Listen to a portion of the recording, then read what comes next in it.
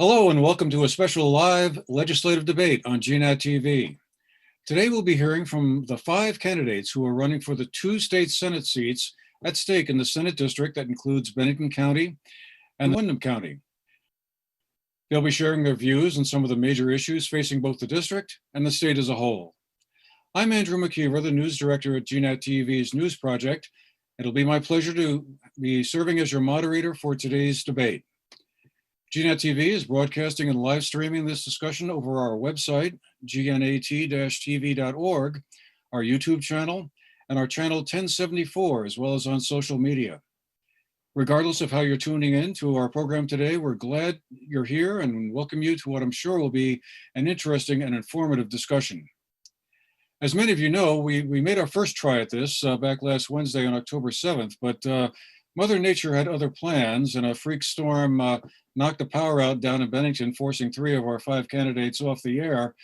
And so today we're going to start over right from the very beginning, right from the top, and this time hope that the weather cooperates with us a little bit better this time. However, I'll just say if that should not happen and one of the candidates does lose power because of the weather or some other reason, we will immediately stop the debate at that point and we'll try to reschedule it again for a third time if that's possible. Anyway, in a moment I'll explain our format and ground rules, but first and most importantly, let's meet the candidates. Going in alphabetical order, we'll start with Senator Brian Campion. Senator Campion is one of the 2 current incumbent office holders. He is running as a Democrat. Mr. Campion served for 2 terms in the Vermont House of Representatives prior to being elected to the Vermont Senate in 2014. He serves as the Vice Chair of the Senate Natural Resources and Energy Committee and is a member of the Senate Finance Committee. Additionally, Senator Campion serves on the Pre-K to 16 Council, is the Vice Chair of the Senate Ethics Committee, and most recently served as the co-chair of the COVID-19 Transition Working Group. Outside of the legislature, he serves as the Director of Public Policy Programs at the Elizabeth Coleman Center for the Advancement of Public Action at Bennington College. Next, we have Michael Hall, who's making his first try for public office, aside from a term on the old Sunderland School Board back in the early 1990s. He is running as a Republican. He was born in Manchester and grew up in Sunderland, where he still lives, and was among the last group of students to be schooled in one of the one-room schoolhouses before attending Burton Seminary, as it was then known. Mr. Hall became a constable in Sunderland and worked in the Bennington County Sheriff's Department before joining the Manchester Police Department in 1983. He worked his way up through the ranks, becoming the police chief in 2011 and retired from that post in 2019 after 36 years of service. Next, we're pleased to welcome Meg Hansen. An Indian American, Meg Hansen is the first woman of color to run for the state Senate from Bennington County. She has the British equivalent of an MD degree and is a health policy expert. She's a Dartmouth College alumna and owns a small communications business and resides in Manchester. She's also the host of the show Dialogues with Meg Hansen on YCN, a local news channel that serves Vermont, Northern New York, and New Hampshire. And in 2018, she became the executive director of Vermonters for Healthcare Freedom, a Montpelier-based health policy nonprofit organization. She too is running as a Republican.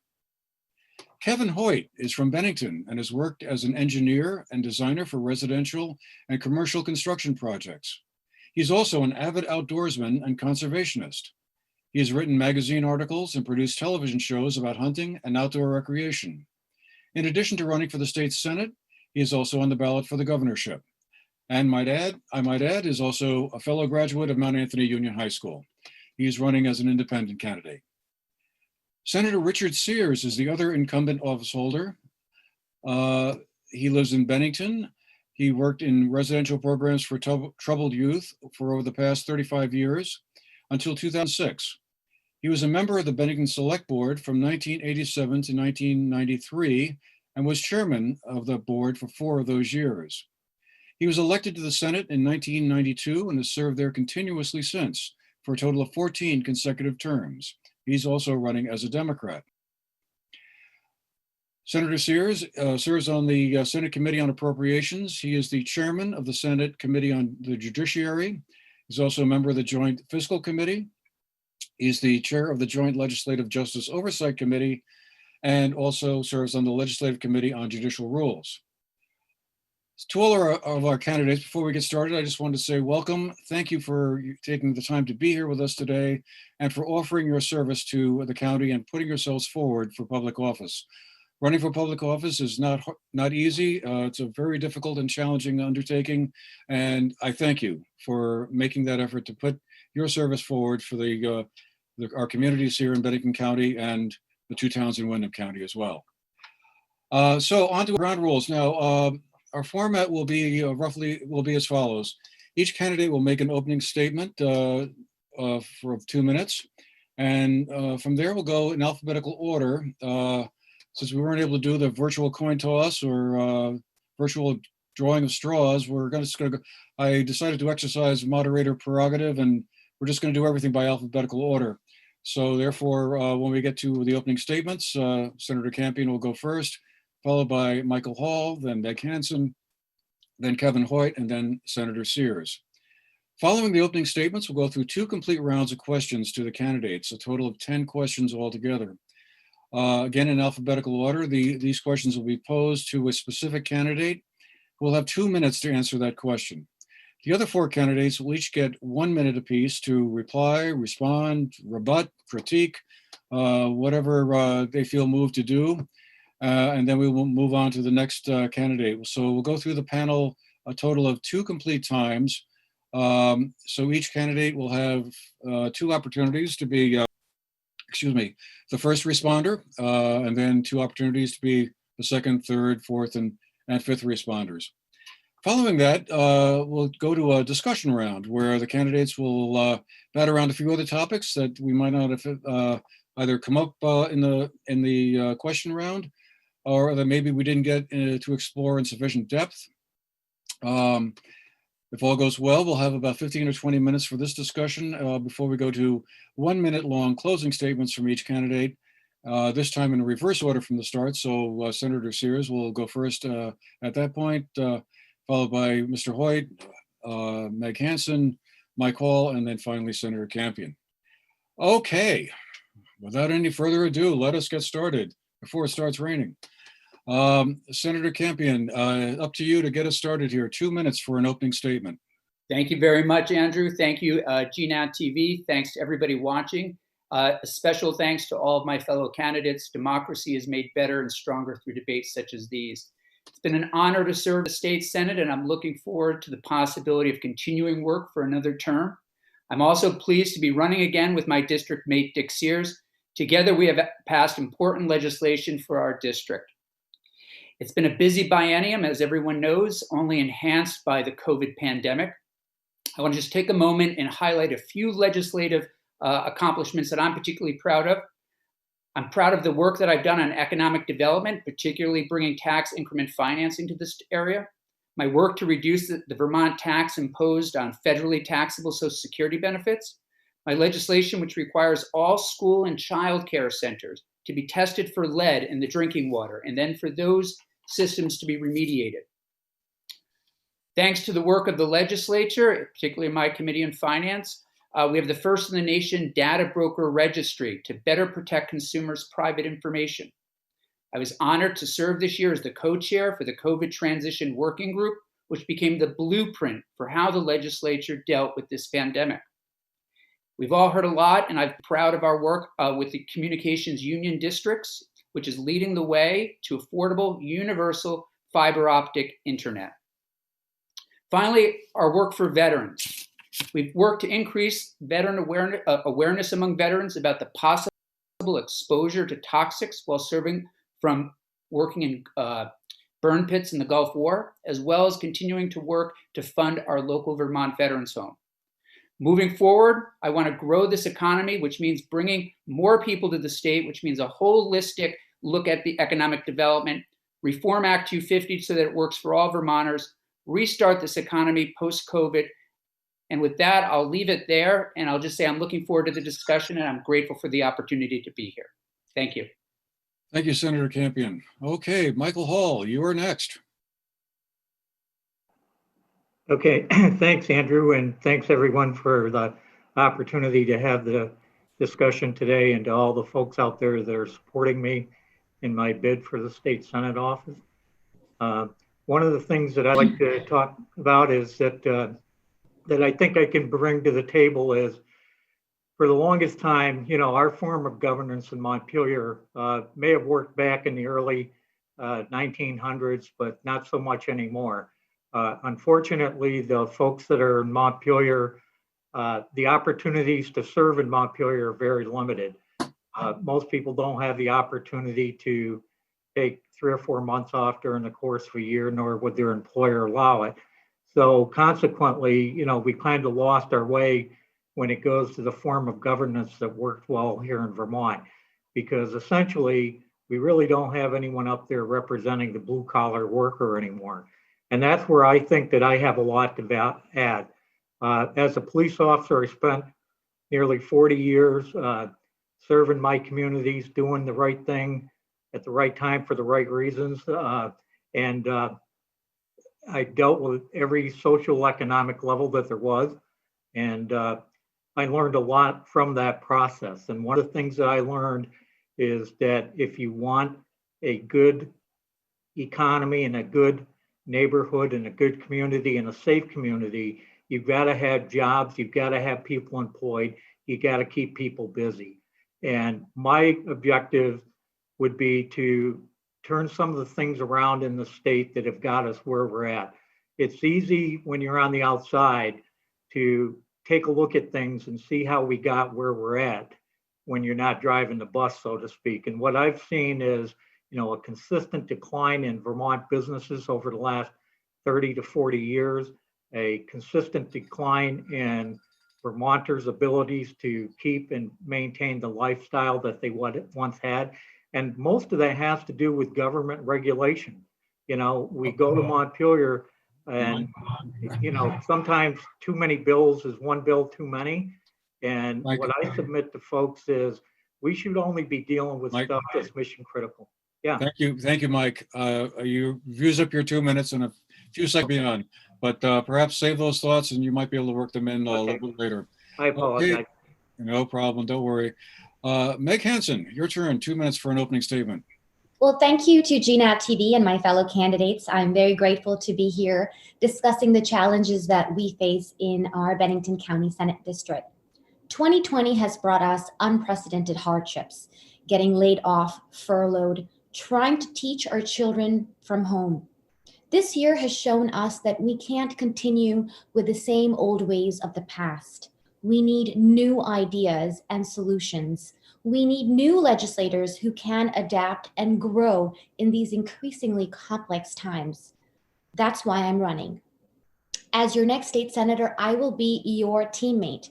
My healthcare and policy knowledge will serve Vermonters as we recover from COVID and build a resilient and prosperous future for all. A state Senate team that truly serves the people cannot be an echo chamber. It cannot be one voice that is simply doubled. Representative Mary Morrissey, who has represented the Bennington 2-2 House District for 12 terms, has worked with Senator Sears on many important issues over the years. By all measures, they make an effective team.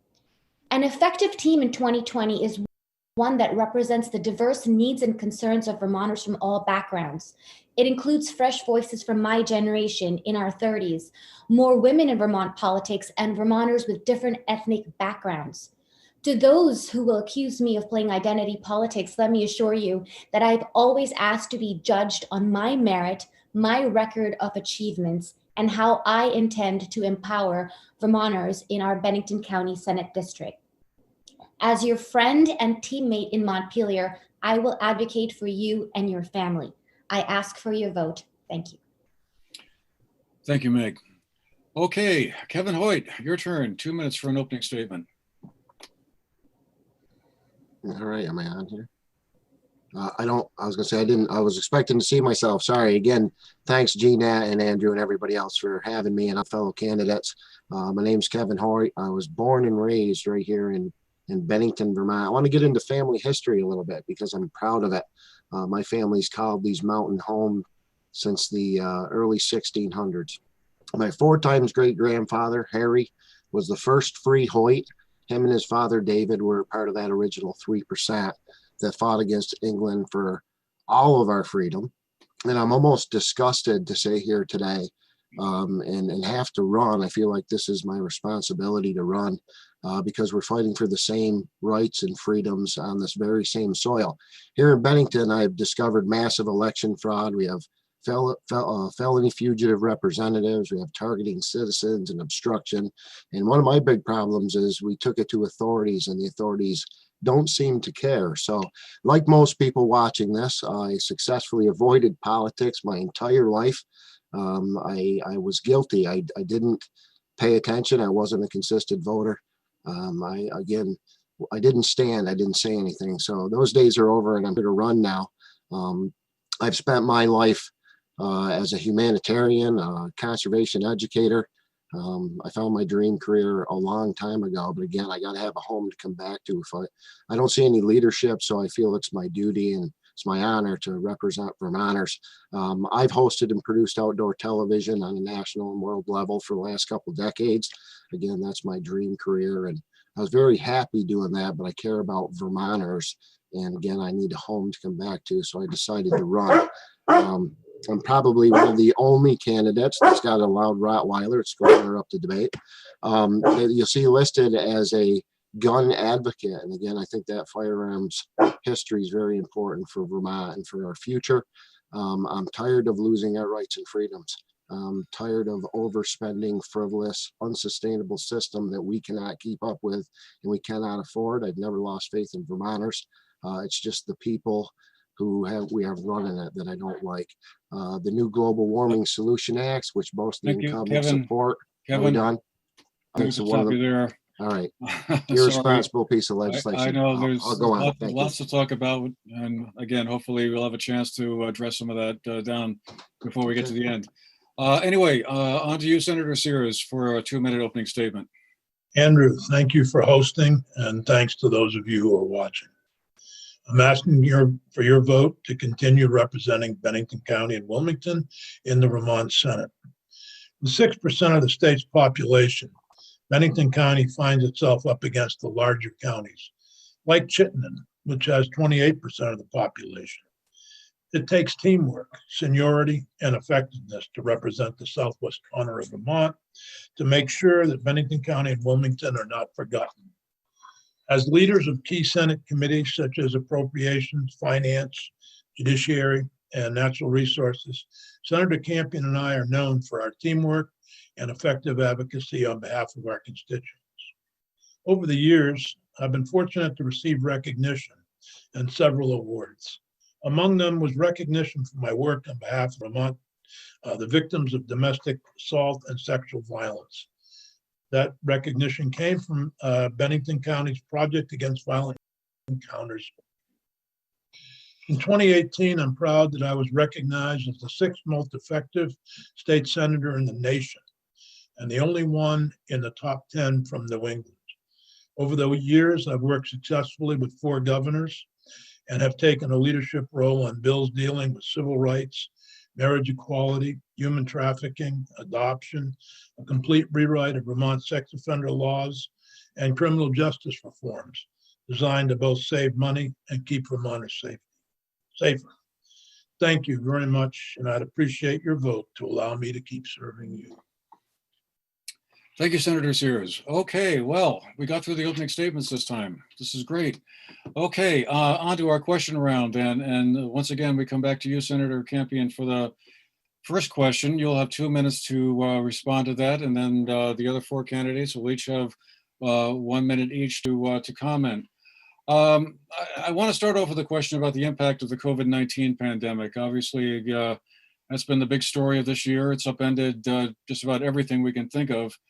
And I guess my question is, how has the COVID pandemic influenced what your legislative priorities are looking ahead to 2021, assuming elected? Who do you think needs legislative assistance the most going forward into the future post-pandemic? And maybe is this an opportunity to do some things differently? Thanks for the question. I think without a doubt, the pandemic has highlighted how serious some of the inequities are in this area. Let me just mention 2 things that are real priorities for me. Number one, the communication union districts. We have children, we have families who still do not have internet access. We have about 15% folks in Bennington County and Wilmington that still need it. We need to continue to expand that out. That, without a doubt, is where we need to continue to put our efforts. It's good for economic development. It's essential for children when they're learning. We also know that more and more young people are coming to this area to work. So making certain that we have the best high-speed internet is a priority and is going to continue to be a priority for me. The second thing I want to mention, I mentioned it recently in another conversation with the press, and that is our small businesses. Our small businesses and tourism industry, those are the backbones of Vermont's economy. We need to continue to support them as we did throughout COVID, and we'll continue to support them. As you know, the state has given an awful lot of resources, as much as possible, to keep our small businesses going, particularly the tourism industry. And as we start to get the economy going again, we need to focus on that industry. We need to make certain that the budget, one of the budget priorities going forward, is to make sure that we're advertising and supporting that industry as well as our small businesses. So those are a couple of the things that I've noticed through COVID. I have to say, I applaud the administration and Dr. Levine in particular, his work during this. We've kept Vermonters safe. We have, as you know, one death is too many, but we have worked really hard to keep Vermonters safe and healthy during this time. And I've also admired my fellow Vermonters as they've thrown themselves into this process. It's been hard. It's been hard for everybody, especially if you have school children at home. So those are a couple of the priorities going forward, but I am proud of the work we've done. And I'm proud of the work that my committee members did as it relates to transitioning from COVID. Thank you. Okay. Thank you, Senator Campion. Okay, so let's go first to Michael Hall here for 1 minute to comment on the impact of COVID-19. Sure.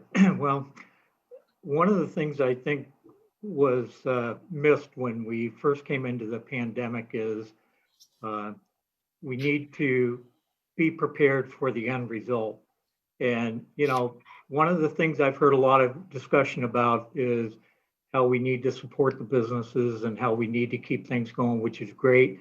And I do not disagree with that. I think overall, folks have done a really good job at the state and federal level with this. The only concern that I have that I'm not very pleased with the legislature is the fact that once the COVID pandemic hit, in my opinion, they should have not have been proceeding any further with any new laws other than to deal with things that were mission critical regarding the COVID-19 outbreak. And, you know, quite frankly, I'm a little annoyed to think that, they took it upon themselves to use this as an opportunity to push bills through in a remote session where the public really didn't have the opportunity to weigh in on a lot of this stuff. And, that's not how the system. Mike, I'm sorry. Gonna have to stop you there. Meg Hansen, your turn for 1 minute comment. The economy is the number one aspect where we need to concentrate our resources and our energies. This is still playing out, so we will only learn the extent of the damage as far as our fiscal health is concerned into the next fiscal year. A 2020 report by The Economist showed that while all 49 states, the economies of their states recovered from the Great Recession of 2008, Vermont did not. Last year, we were the second worst place to start a business. We had the fourth highest overall tax burden. And in terms of economic freedom, we ranked 43rd, which is a stark comparison with our twin state, New Hampshire, that ranked first in that very same index of economic freedom. So cutting over regulation, opening up the business climate in order to support our small businesses, it's not just lip service. You have to actually act on that and give teeth to that. So that means cutting down on all the regulations of red tape, draconian, monopoly creating regulations in healthcare and in the economy is what I would say moving forward. Okay, thank you. Thank you, Meg. Over to you, Kevin Hoyt, 1 minute to comment. All right, I'll reiterate and agree with both Meg and Michael Hall. I think our own legislators have used this as an excuse. As far as the pandemic, I didn't know we were still playing. Again, this has a 99.997% survival rate. 85% of the people who get it are asymptomatic and never know they had it. Again, I think this is another catastrophic failure on behalf of our current administration. The fallout from the shutdown, the loss of businesses, the overdoses, the alcoholism, the drug addiction, the loss of everything is going to be much more substantial. Going forward, I see opioids. I'm sick of watching our friends and neighbors die, and economic growth and development as the largest, again, problems here in Vermont state. And I've got the solutions for both. Thank you. Okay, thank you, Kevin. Senator Sears, your turn.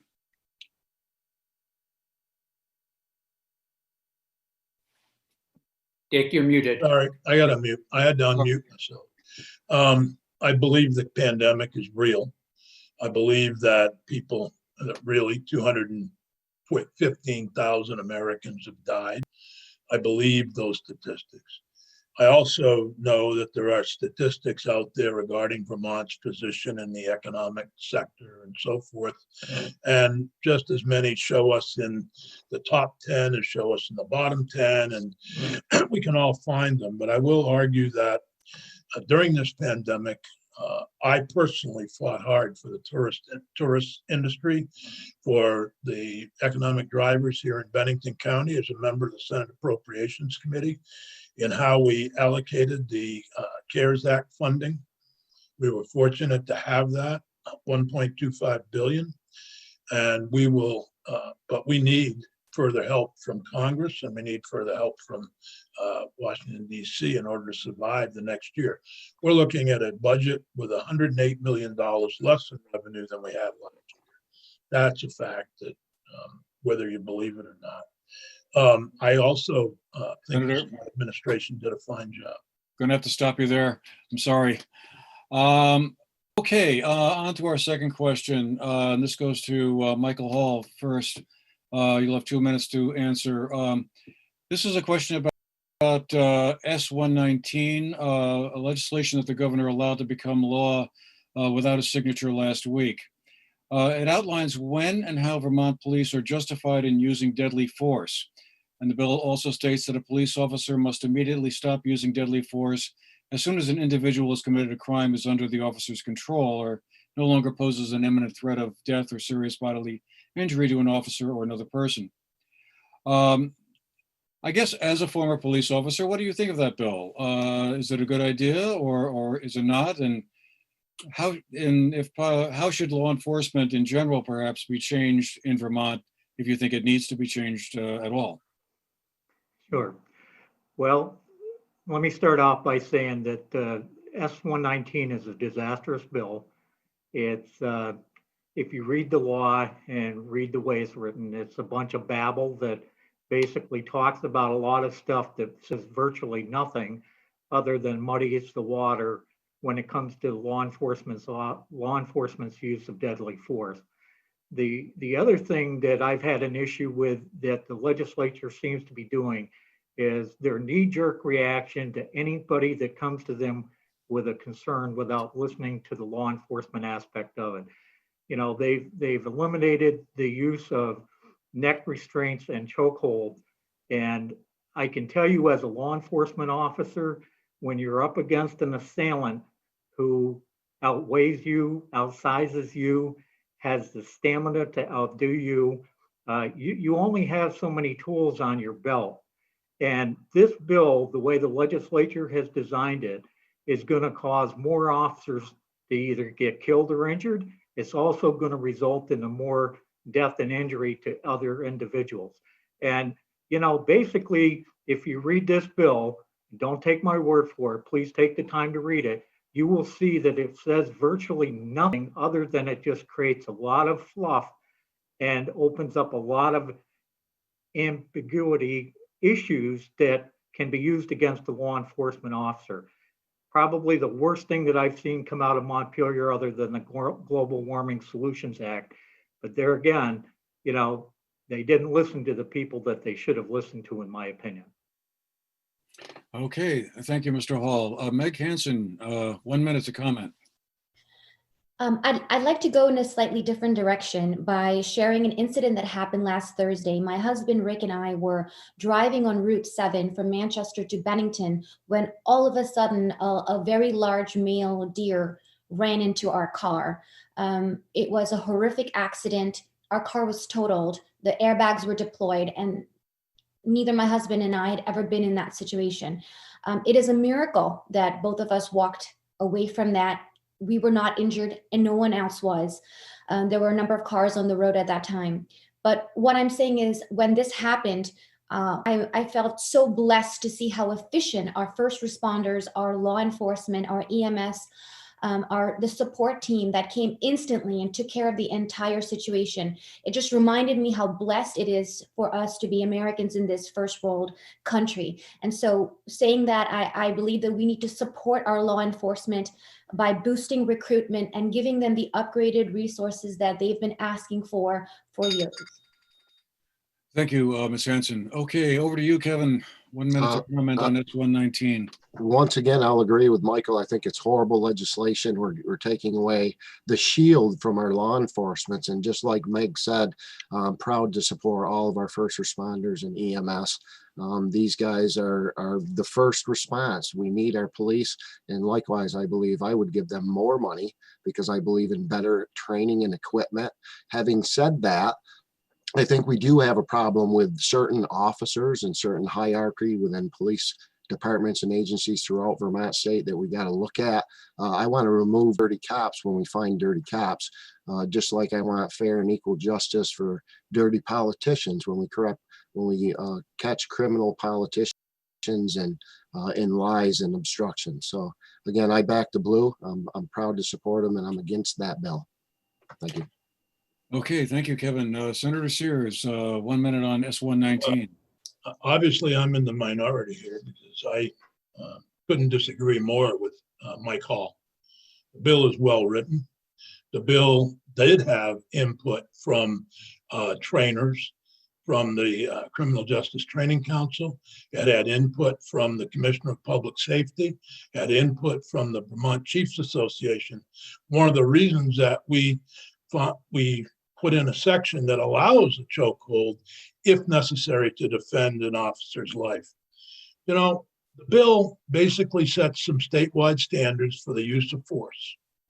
It broadly talks about what's reasonable, necessary, and proportional. And if you look at cases around this state and around this nation, is arresting somebody for passing a $20 counterfeit bill proportional to using a chokehold, which eventually leads to that person's death. Those are the types of things that and I also want to mention, I need a second here, Andrew. You know, the effective date that I fought for is 7/1/21. That means it gives law enforcement time to get acclimated to the bill and to work on these provisions. And I think it's an important step forward. Okay, thank you, Senator. Okay. I think I'm up. Yeah, right. I'm losing my place here. Thank you, That's all Senator. right. No problem. I was proud to support the bill. I think everybody within the state, standards are essential for all professions. We require standards in the medical profession, in the teaching profession, in government. Standards are essential, and I think the standards in this bill, I was proud to support it.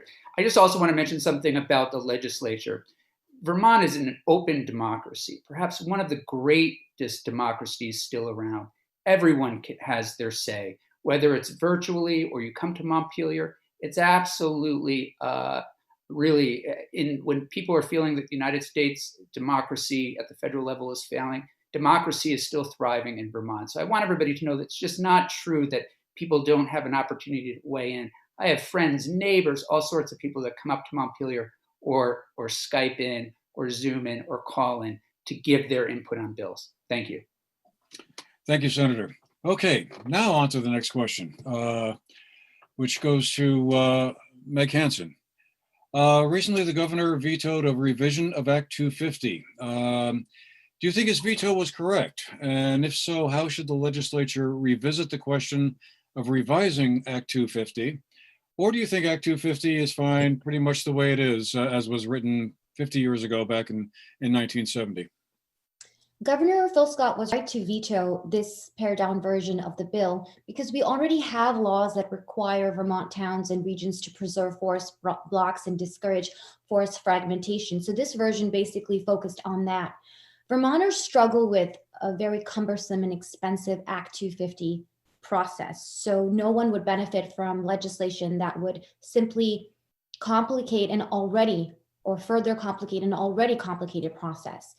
So this bill would have actually increased the financial stress on forest land owners, which would have likely caused them to compel them to subdivide and sell. And so the outcome would have been the opposite of the stated goal. If you really want to discourage forest fragmentation, the most efficient way would be greater access to robust markets for forestry products, less burdensome and expensive regulations on our working lands and a rural economy, and business-friendly policies that encourage entrepreneurs and investors to invest in our working landscape. As far as Act 250 is concerned, moving forward, it really needs to take into consideration the concerns of all the various stakeholders. I agree with Mr. Campion that you can absolutely come and voice your opinion, but whether that gets implemented into law is a different story altogether. So being heard is not just being able to articulate your concerns, but it's also that they should be taken into consideration when legislation is being crafted. And I think that is where a lot of people have found that they feel silenced or ignored. Okay, thank you, Ms. Meg Hansen. Over to Kevin Hoyt here. 1 minute to comment on Act 250. All right. Well, I think Meg is a tough act to follow in regards to Act 250. I think she nailed it, and I agree with her 100%. So I'm going to focus on the latter half of her answer, and the same with Senator Campion here. I don't feel represented. I don't feel protected. And again, Colleen Harrington, who is running for House Bennington District 2-1, and myself did an election audit where we went through 5,000 names and addresses. And the amount of fraud that we found was incredible. Now, likewise, Senator Campion knows about that. Senator Sears knows about that. All of our legislators know about it. But the problem is our authorities refuse to look when they're implicated. So I see that as a real problem. And whenever we have bills like Act 250, the problem with the bill is that it also includes racial equity. It also includes all these other side deals. So we're not making one simple deal when we're talking about land. We're making one deal. Everybody wants Act 250 reform, but what our legislators do is sneak all in the small, fine paperwork, and that's kind of what I'm tired of. Thanks. Okay, thank you, Kevin. Over to you, Senator Sears. Your thoughts on Act 250? I think Act 250 overall has served Vermont well. I grew up going to New Hampshire on vacation with my parents to a little lake over there called Newfound Lake. And when I see what's happened to Newfound Lake versus what's happened in Vermont, it's astonishing, the lack of care for these pristine lands. So yeah, I didn't think the bill did much, quite frankly, so I was surprised the governor vetoed it, but I won't get into the details of it, but just, yes, sure, Act 250 needs updating. It is 50 years old. It came about during the Davis administration in order to try to control development in Vermont. And I think it's done a good job and it's served Vermont well. But rather than getting into the details of that particular bill the governor vetoed, frankly, I didn't think I was surprised. Okay, thank you. Senator Campion, your turn. Sure. Act 250 is why the state of Vermont is as beautiful as it is. It emphasizes small, tight downtowns and avoids sprawl. I would have signed the bill without a doubt. One of the most important things in that bill was recreational trail use. We need to expand our recreational trails, and we need to take the burden of Act 250 off of them. And that's what this bill did. And remember, people come to this state for its beauty and for its recreational activities. So we need to continue to expand those trails, and we need, and And under the governor's new proposal, we're not going to be allowed to do so immediately. People come to bike, to hike. With regard to forest fragmentation, we're losing millions of acres every year from forest fragmentation. People come to the state because it's so beautiful. Our natural landscape is an important part of economic development. And I look forward to reforming Act 250 going forward. I do want it to work for all Vermonters, but I also want to make certain that it avoids sprawl, keeps our downtowns tight, and our state as beautiful as it is. Thank you, Senator Campion. Mike Hall, you get the last word on the veto of Act 250. Sure. Well, as I've said before, Act 250 was the kiss of death for the state of Vermont. And, you know, you don't need me to tell you, nor do you need anyone to tell the people in Bennington County what Bennington was like 30 or 40 years ago and how many factory jobs have left Bennington, Vermont, and the state of Vermont overall in general due to Act 250. Act 250 needs to be scrapped. It needs to start out with a new structure. And you know, you can have clean water, clean air. We had all these things before all these experts came along, and we'll have them as long as we still have Vermonters taking care of things. We all want the same thing, but we don't want a bureaucracy where only the rich can be afforded the opportunity to develop anything in Vermont. You can't do anything in Vermont as a average working class person to go through an Act 250 permit. You don't know what it's going to cost you when you start, much less say what it's going to cost you when you end up. And this is one of the reasons why this entire thing needs to be thrown out, revisited, and redone in a manner where we can get jobs back here. You could have every street, every trail. Thank you, Mike. Okay. I can't hear your buzzer, so. Oh, okay. We'll have to crank the volume up a little bit then. Thank you. Okay, on to our next question then, which goes first to Kevin Hoyt. Last year, Governor Scott vetoed S-169. This bill would have enacted several measures related to firearms procedures, including repealing the sunset of the exception to the magazine ban for devices transported into Vermont by a resident of another state for a shooting competition, and expanding the exception to the rule to include Vermonters as well as out-of-state residents, and prohibiting the transfer of a handgun until 24 hours after the completion of a background check required by the federal or state law. My question is, was Governor Scott correct in vetoing this legislation, which the legislature then failed to override? Man, did you pick the right guy. Again, probably one of the only candidates you'll ever see listed as a gun advocate and firearm expert. I am against all gun control, to be honest. Again, I believe in sensible gun control. I think we're there. And I think what we have experienced in the last decade here in Vermont state is not only unconstitutional, but this is why Vermont is so safe. We've, again, guns founded this country, they forged this country, and they've kept it safe, especially here in Vermont state. I would try to repeal those laws, and shall not be infringed is very, very clear to me. And I wish the other legislators and representatives could see it through my eyes. I'm looking for somebody who's got the information in the background and the resources to defend our firearm freedoms, because I think it's a very important part of our core. Every year, that's why I vote, to be honest, is for firearm freedoms. And I think a lot of Vermonters are like me. And again, our natural resources, our wildlife, and those firearm freedoms, our Second Amendment rights. That's what we're about. So again, I think he was good to veto that, and he should veto any other gun control, but I don't see that happening. I don't trust Phil Scott with our guns any more than I trust the incumbents here. Okay, on to you, Senator Sears. Your thoughts on I don't believe he vetoed that bill.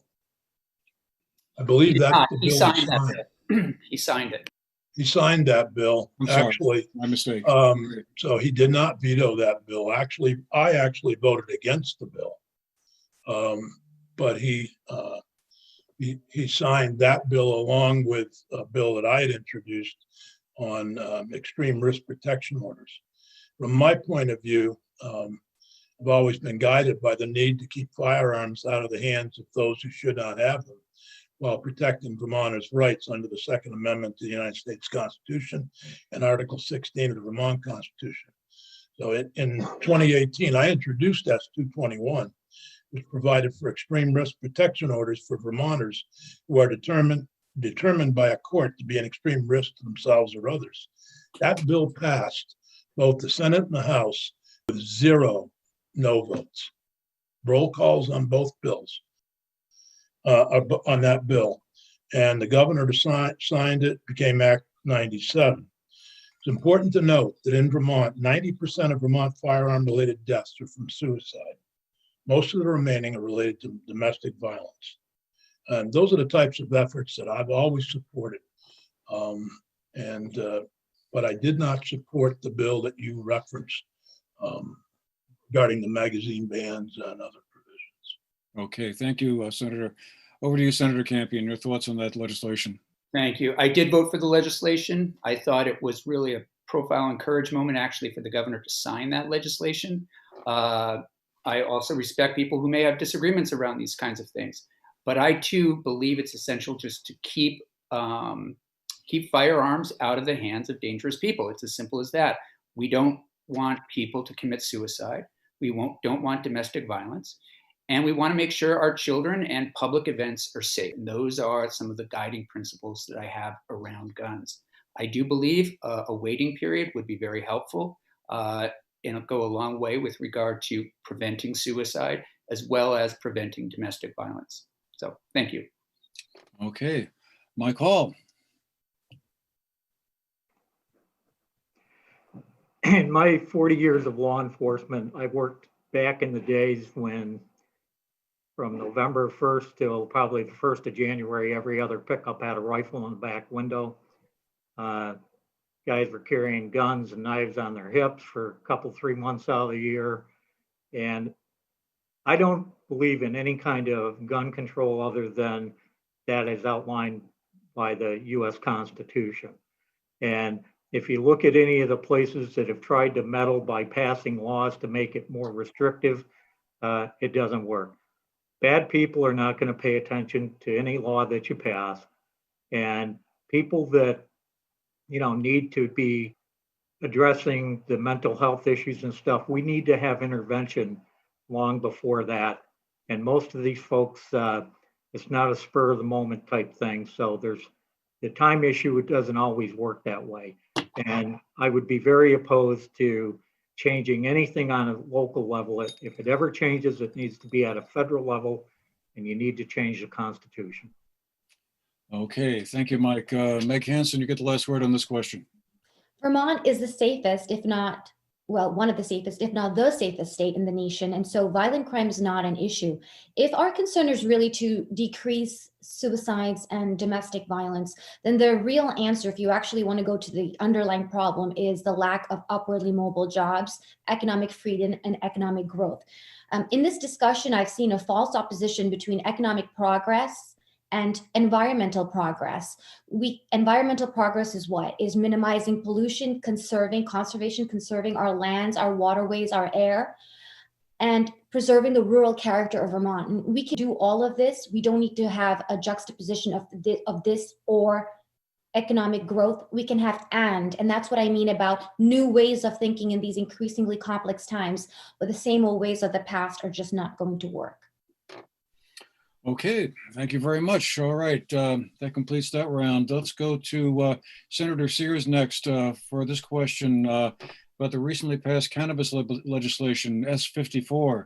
Are you satisfied with the compromise that eventually got that bill through the legislature, in which the governor allowed to become law without a signature last week? Do you think it wound up in a place that you were happy with? You were one of the leaders in the Senate on this bill.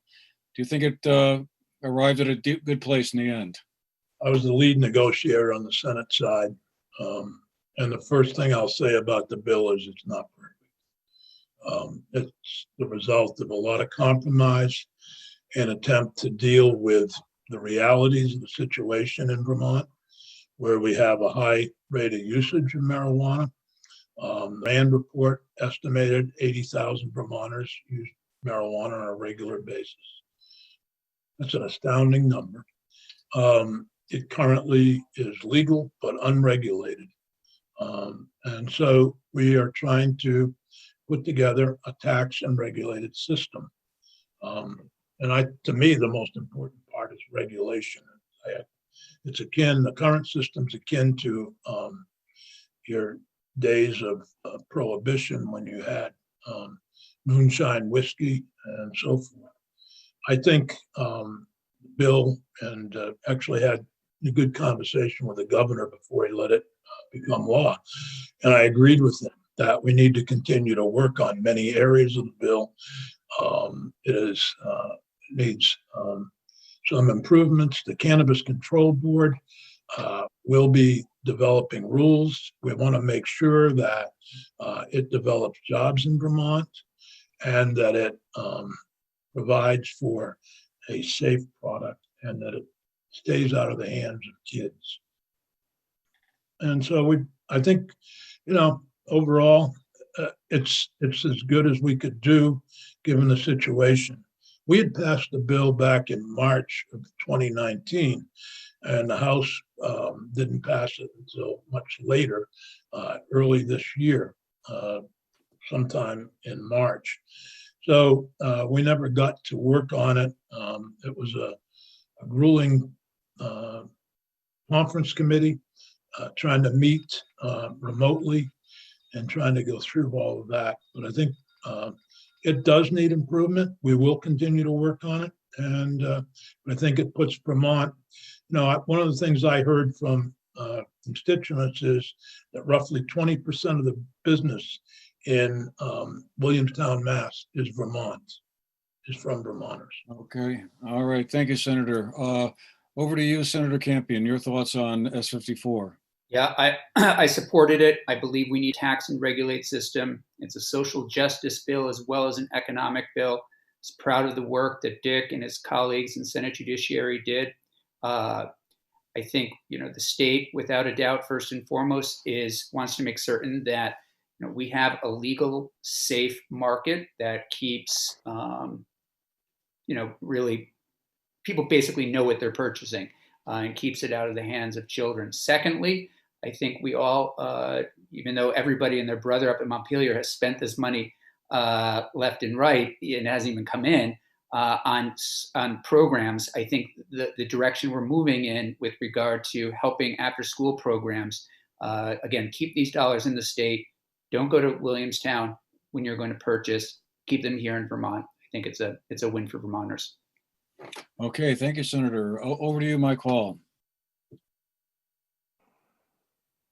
Well, I was initially opposed to the legalization back because of my way of position of being a law enforcement officer. But I would concede that the legislature made it, decriminalized it, which in my opinion is where they should have left it.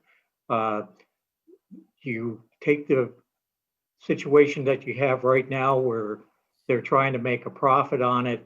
I don't think that's going to happen. And the reason why is because, they sold this to everyone because they thought people were worried about the purity of the marijuana that they were getting, which is nonsense. I mean, I know people smoked dope clear back to the 60s, and they never really cared about where it came from or who was growing it. So as far as the purity and all that sort of stuff, maybe if you come up with a designer mix, somebody might buy it, but realistically, you're not going to make a lot of money on it. Why would I go into a state regulated store and buy it when my neighbor can grow 4 plants and it will give me half of what he grows? It's not going to work. Okay. Meg Hansen, your thoughts on S54? So with this bill, I would like to focus on the public health consequences. And it's not just about purity of the drug, as Mike Hall talked about, but it's also there's a whole spectrum when we think about using marijuana and its various effects, as it affects not only the person and of course adolescents, but also let's talk about driving or smoking in public. I'm just concerned about that because we haven't seen a discussion of it. How does that tie into the current opioid crisis? How does that tie into the increased rates of depression, alcoholism that we're seeing right now because of the isolation because of COVID. So there are so many other factors that when we think about public health, I think it's important to have someone who has an understanding of public health policy. And that also be a part of this conversation other than just tax revenue and law enforcement. Public health is very important, and that is where I'd like to shine the spotlight. Okay, Mr. Hoyt, you get the last word on S54. All right. Well, marijuana was our #1 cash cow as an illegal drug. It's our chief export. And I think it's foolish that our legislators are not taking advantage of this billion-dollar industry. Again, the big problem with cannabis is #1, big pharma. #2 is our politicians. They have to not tax it so much, and then we wouldn't feed the black market. Again, legal is legal. And the taxes is really, they don't know how to spend it. Like Mr. Campion just noted, they're already spending it before they even have it. We should be able to freeze taxes just on the recreational and medical marijuana. But I really like to focus on hemp. Not only do I think it's a product value or profit for our dying Vermont farms, but I'd like to see it expand into manufacturing and distribution, where we actually make it into the construction industry was my key thought. We can make it into rope, cloth, boards, 10 times more fire retardant, 10 times longer, 10 times lighter, 10 times cheaper. And again, I think that's all about jobs for Vermont State. Okay, thank you very much, Mr. Hoyt. Okay, we've gone through one round of questions, on to round two here. So back to you, Senator Campion, for this question. And a couple of you have already mentioned this in the course of some other answers. Let's talk about the Global Warming Solutions Act. That act that the legislature overrode the governor's veto on a week or so ago mandates that the state reduce carbon emissions at least 26% below the 2005 levels by 2025, at least 40% below the 1990 level by 2030, and at least 80% below the 1990 level by 2050. Otherwise, the state could be sued. And I guess my question basically is, do you think these goals are realistic? And what happens if they aren't reached? Sure, thanks for the question. I think we've all in the legislature have heard from more constituents on this issue, second perhaps only to COVID this year.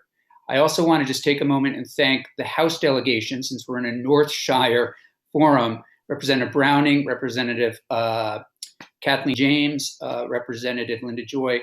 I think we had overwhelming support in the House, up and down in this county, and constituents, particularly young people, I'll say, high school students, early, students in college, parents who really want to make certain that their children have a future.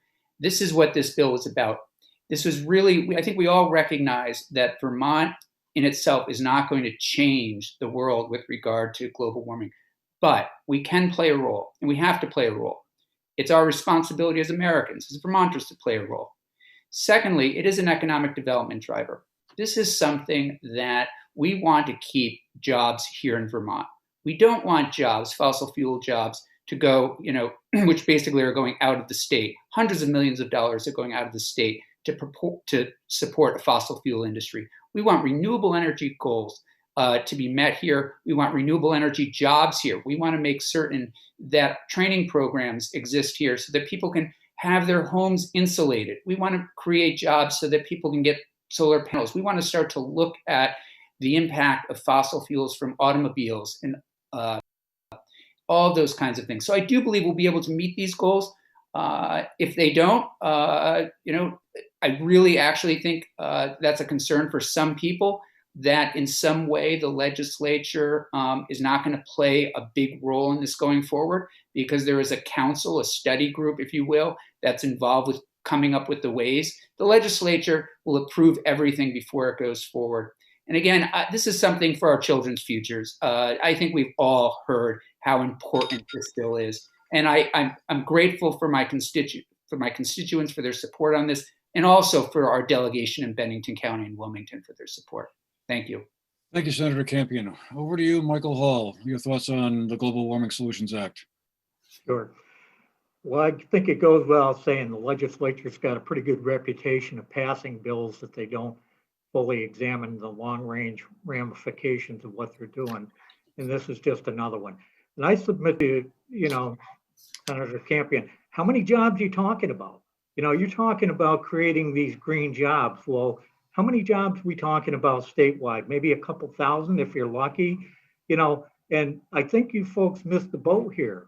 When I was 17, 18 years old, you could sell me on a lot of stuff.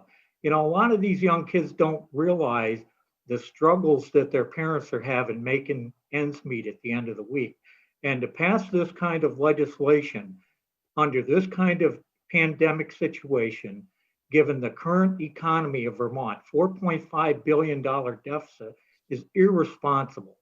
It's irresponsible at every level. And yes, Vermont's not going to change the world, but you know what? These changes need to take place on a federal level, not on a state level. We can't afford it.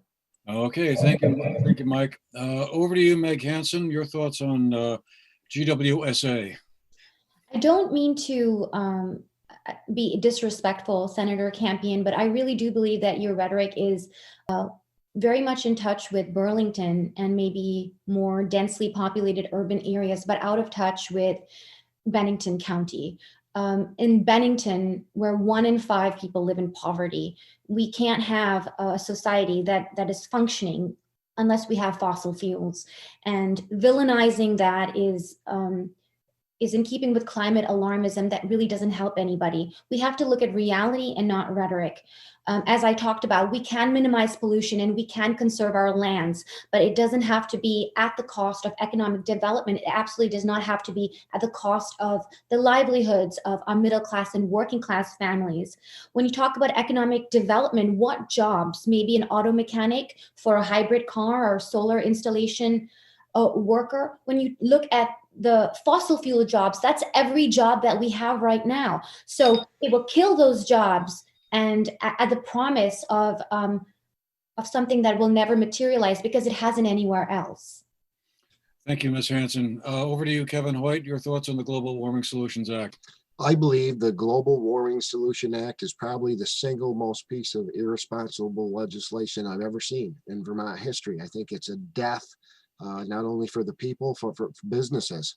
The few businesses that made it through the pandemic are going to have a hard time hanging on, and no one is going to be able to come in. I'm still trying to figure out how taxing Vermonters is going to change the weather of the planet. Again, I'm a conservationist, a steward of the land. Our natural resources and our wildlife are probably one of the core things and most valuable things for me, I believe, for Vermont. And I plan on protecting them, but it's not going to be through more taxes and inflated cost of living that nobody can afford. I stand opposed. Okay, Senator Sears, you get the last word on this question. Well, I don't know how to respond in some ways to what's been said here about the Global Warming Solutions Act. Based upon a law that's been in effect in Massachusetts for years. They're right next door to us. I haven't seen the disaster. It's based on, as I understand it, the Paris Climate Accords that Trump got us out of. If you believe that climate crisis is real, then you have to deal with it. And when I voted for the bill, it was the bill in front of me to deal with the climate crisis that we are confronting in this country. So I simply would say, when I talk to kids from Manchester, kids from Dorset, kids at Burton, kids in Bennington, not kids in Montpelier, not kids in Burlington, kids who are concerned about their future due to climate change, I don't think I could face them with a straight face and say, well, I voted against the one opportunity I had to deal with the crisis that confronts us. Okay, thank you, Senator. Okay, next question goes first to Michael Hall, and it's about broadband. What steps do you think the state should take to expand modern levels of broadband service to underserved parts of the state, which include parts of Bennington County? And also, where would the money come from for this project? Should this all be from state sources if federal sources are not available?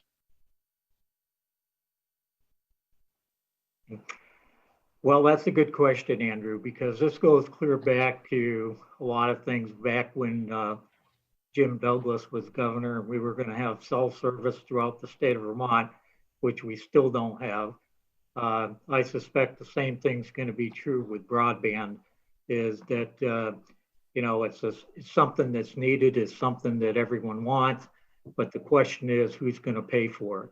And I don't really have an answer for that, because I don't know that anybody has a true number as to what those numbers are going to be.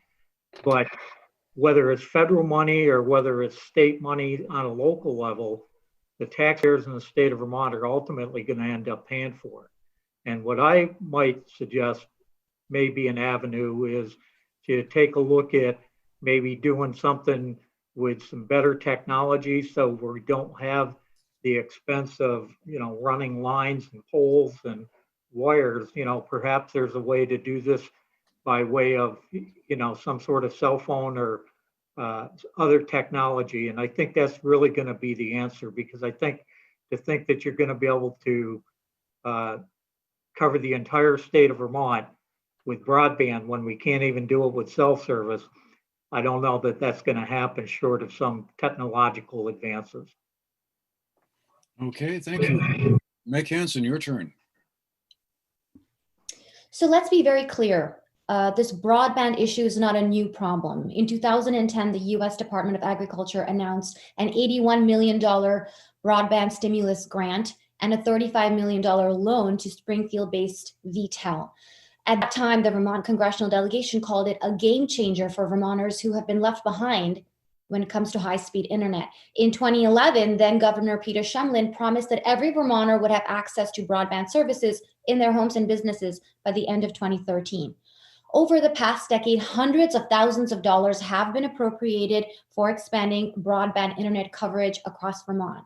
But audits have shown that state-sponsored programs to provide these services have been ineffective and resulted in wasteful spending of taxpayer funds. So the real problem here, the real obstacle, is inefficiency, mismanagement of funds, and a lack of accountability from the state government. If we are serious about solving this problem, we need to make room for private sector and private companies to bring high-speed internet, whether it's broadband or satellite, to Vermonters.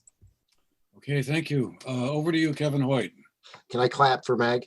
I think Meg, again, had a great answer. And this is something we've been facing a long time. But what we have to face as people of Vermont is that we're living in an unsustainable society. And whether it's broadband, which, again, everybody wants and needs, the misappropriation of funds and the fat, if you will, the embezzlement, the misappropriation, the uncontrollable spending that we face here in Vermont state, that's really the problem. And if we trimmed that fat, if we got a grip on our out of control government, I think we would have money for such social programs. Again, if you look at the cannabis issue, the amount of money that we can get from the taxes from that, I don't know how anybody with a straight face can ask for another tax increase. The Vermonters can't afford another tax increase. We're broke now. I think that's why they're going after our businesses. That's why they're putting in 1% option tax, because they know people don't have anything left.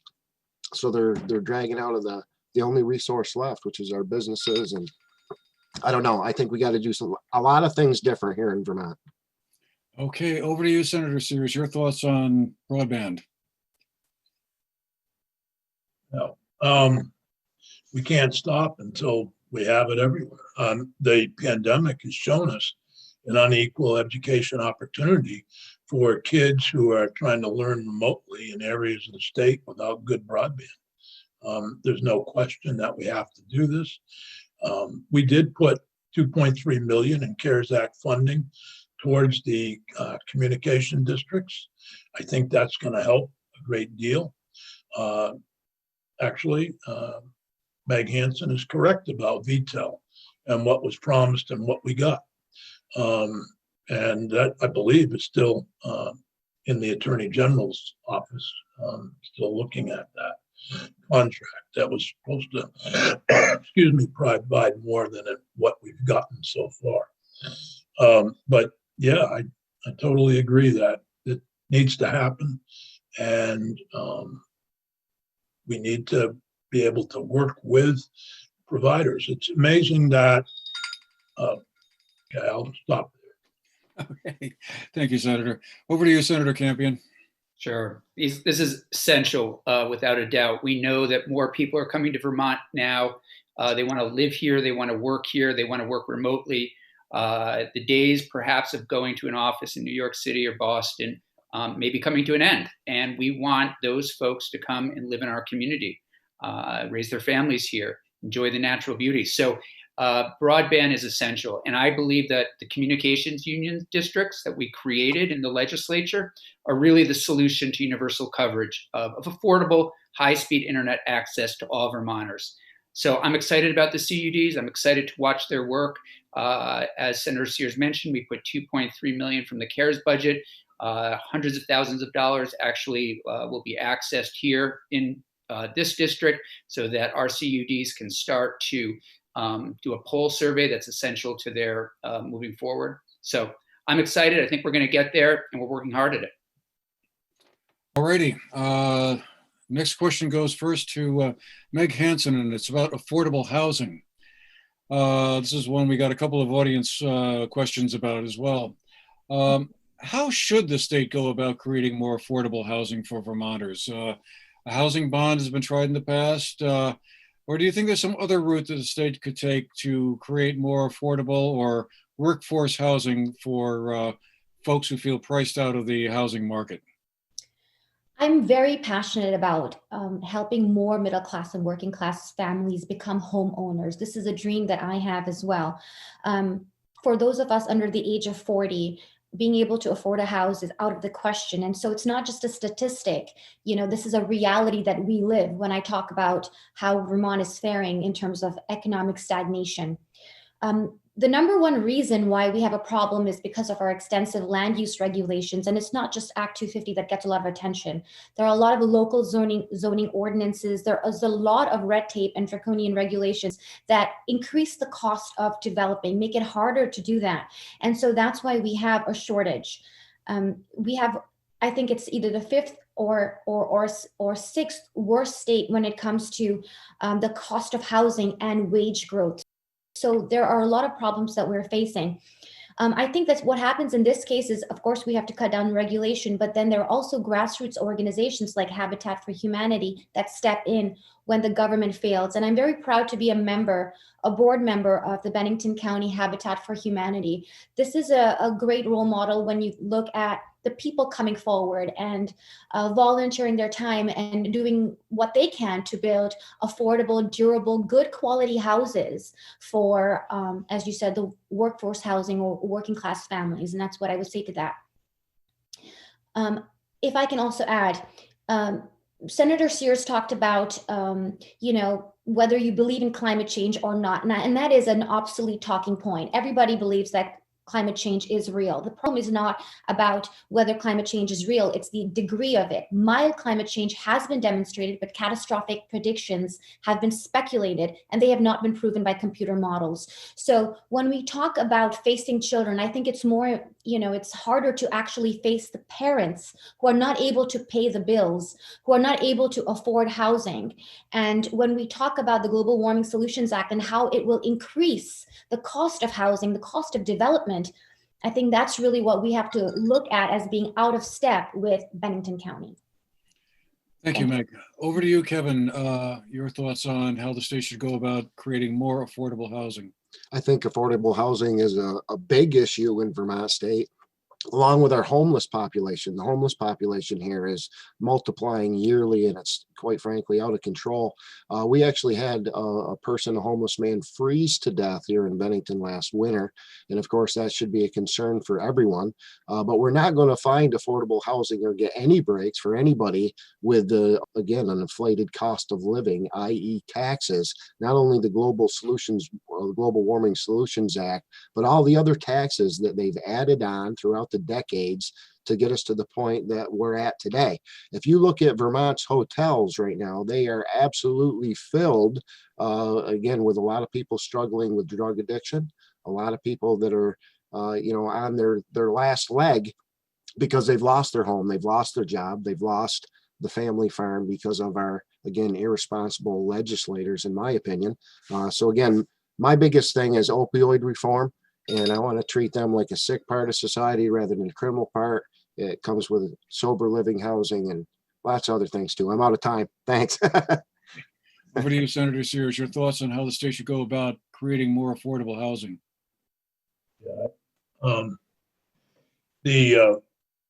Went to the new Shires housing in Shaftesbury, right on the North Bennington Shaftesbury border the other day.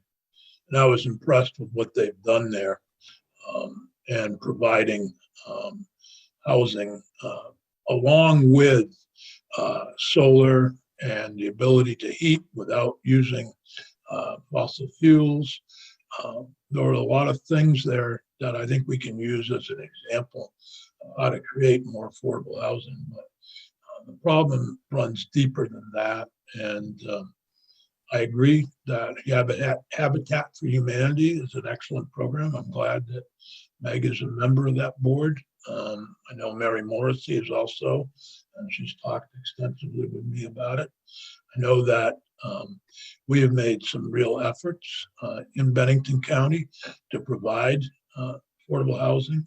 There is a warming shelter going to be try to address some of the folks that are homeless that Kevin was just talking about, being developed here in Bennington. Pathways, which provides housing for a very difficult population, folks who are hard to place in housing, is coming to Bennington now, and will be providing some housing. So I think there are things happening that may not receive the notoriety of other issues out there, but there's some good things happening. We Thank still you, have a Senator. long way to go. Okay. Over to you, Senator Campion. Sure. I think we're all in agreement that we need more of this kind of housing. I do think Shires does a great job. I guess I would just add a couple of points to the conversation. One, I think it would be great if we could rehab some existing stock in Vermont. I think it would be sometimes cheaper and the location might be better, in downtown areas. If we could focus, again, on rehabbing some of that, existing older buildings, and also continue to emphasize being downtown, so that people can walk to stores, walk to the shops, enjoy themselves. I think it's a win-win. We're hearing that younger people are moving to Vermont that want to be downtown so they can access some public transportation and go to restaurants. And also, I think folks, as they get older, we're looking at the Putnam project right now in downtown Bennington, which is doing really well with regard to its apartment sales and condo sales. And that's because, again, I think people want to be able to be in a village setting. So those are just a couple of things that I would add to the conversation. But I agree, Shires is doing a great job. And I think overall the state is moving the needle on this. Thank you. Okay. Thank you, Senator Campion. Mike Hall, you got the last word on this question. What I would recommend is that we back off from the affordable housing a little bit and actually focus on affordable home ownership. And, there's always going to be a need for low-income housing or whatever you want to call it. But I will say this to you, the Shires project down there, great thing, but you also spent $340,000 per unit on those units down there. And, 22 units are over $7 million. To me, that's not affordable housing for anybody. That's a lot of money for an apartment or a condominium. What I would like to see is the state of Vermont do something where people can have home ownership and build these houses, give the money to Habitat or somebody that can build a house for $150,000, $200,000, and then finance it for these people for 30 years or 40 years if you have to. Most people refinance anyway, and at least get these folks into home ownership where they own it, they're paying property taxes, and they have something. I know folks that live in these low-income housings, and it's a dead-end street for them, because if they go out and they get a second job to try to earn more money, the rent goes up. They certainly serve their purpose to some degree, but we really need to get people owning their own homes and get the state out of the real estate rental business. Thank you. Thank you, Mike. Thank you. Okay, next question goes to Kevin Hoyt. What are your thoughts on how the state should go about reducing and or eliminating its approximately $4.5 billion unfunded pension liability deficit. This is a deficit that's built up over a long period of time. I'd just be curious to know what your thoughts are on how the state should go about reducing that figure. Well, the truth of the matter is we as a nation went bankrupt in 1934, right? And I would love the opportunity, actually. I've looked into how to declare bankruptcy as a state. Unfortunately, our legislators have made it illegal. We can't do that as a state. So we got to figure out this on our own. And again, it's unfortunate because the teachers and our politicians, again, very important part of our system. But again, the fact that when you become a legislator and then you get lifetime pension and rights, I think there's something wrong there. Likewise, I would restructure our entire government. I think, again, our House of Representative members, for instance, I don't think they get paid enough. I think they get paid too little. It almost sets them up for corruption. And then on the other end of it, I think there's a lot of people that are getting paid a lot of money for things that, again, when is the 60-year job review? Let's go back and look at these last 60 years with our Democrat supermajority that got us to where we are, whether we're talking about the cost, the $9 billion deficit that we're talking about. I think it's, again, the people in charge that are in trouble. And now we owe them money. I have a hard time with that. And frankly, again, we're an unsustainable system. I don't know how to take care of that. I don't think there's a way out, especially since these guys continue. They've got this open-ended, bottomless coffer that they can pull in and grab money out of. But the truth is, it's coming from our great grandkids, and we can no longer afford the system that they've set up for us. It hasn't worked right. So I don't know how. I don't have the answer for that other than a long-term, again, if we cut the fat and trimmed the corruption and lived in a sustainable system, we could use this extra money, if you will, from cannabis or whatever, and we could start to pay that back. But it's going to take a long time. These guys have got us so far in the hole, it's almost impossible to get out of. Okay, thank you. Senator Sears, over to you. I see you shaking your head when I said the number 4.5 billion. I know that number is a rubbery number, but it's not only a rubbery number, it's not really accurate. Unless every teacher and every pensioner in the state retired tomorrow, you wouldn't owe the 0.5 billion. So I think it's a little bit of a misnomer, and we've got folks who are using that figure. But yes, we have underfunded our pension liability based upon the actuaries and what should have been put in and what wasn't put in to the budgets back about 25 years ago and previous to that. To correct one thing, senators and representatives in the state of Vermont earn the same amount of money, and we have no pension. We have nothing beyond what we earn. Many of us get parking spaces. That's about it. That's the perk of being in the Vermont state legislature. Also, as far as we have, when we had reserves, when we had surpluses, we've been using that surplus to pay down the debt and to pay down what wasn't put in the past. But the 4.5 billion, the state is not in debt by 4.5 billion. That's just a figure, as I said, and that, certain groups are using that figure right now to suggest that we're broke.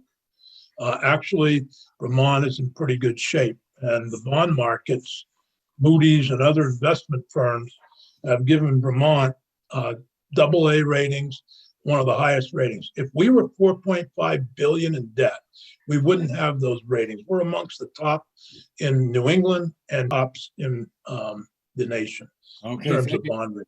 Thank you, Senator. Over to you, Senator Campion. Yeah, thank you, Andrew. Vermont, first of all, I think everybody knows this, is a pretty fiscally conservative state. We pass a balanced budget every year. I'm really proud of our bond rating. I'm really proud of the work that our treasurer has done. I'm also proud of the work that she's done to put us on a path to making certain that that the pension liability is paid out. We know that there are people, teachers, state employees, police officers, others receive a pension. And those that we're responsible for as a state, we want to make certain that we fulfill our contractual obligation to all of those people and make certain that we pay it and pay it responsibly. Thank you. Thank you, Senator Campion. Mike Hall, over to you. Well, I think the first question that I would have is, how much money do we owe? You know, and what is the real number? And if somebody can give that number, I think most Vermonters would be a little relieved, because it's one thing for, you know, people to say we're $4.5 million. I've had people tell me it's more like $6 million. I don't know, but what I do know is I would like somebody in Montpelier and to be able to give us a number and say, okay, this is how much money the state of Vermont owes.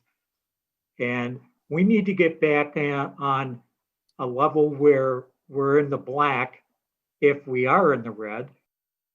And if we are in the red, one of the things that I would recommend, and I've said this before, is, you know, we've all gained a little weight over the few years, and that includes government as well. And what happens is sometimes you need to go back and revisit how many people we've got on the payroll. And what I would suppose would be, you know, reduction of force through attrition through the state, if in fact we need to recoup money and get on the right track.